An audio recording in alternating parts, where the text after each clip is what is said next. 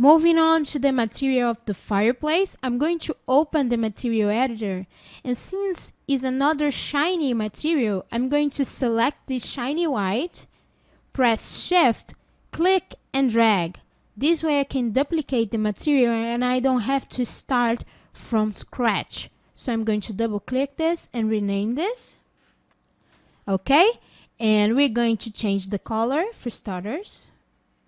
Something like this light gray, and the reflectivity I want something like 06, but I'm going to change the glossiness. Now the glossiness controls how the shine is going to behave in your material. So the lower the glossiness, the more blurry will be the reflections. Okay, so I'm going to lower this to something like 06, and probably is a little too reflective.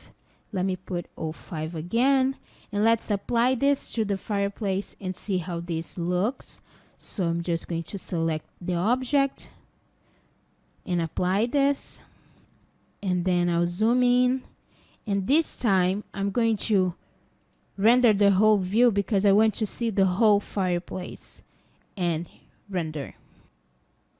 So here it is, and I rendered the whole image so you can compare the glossiness of 1.0 with a glossiness lower than that. So you can see that the reflections are quite blurry when you don't have a glossiness of 1. So that's good because it looks more realistic for this material.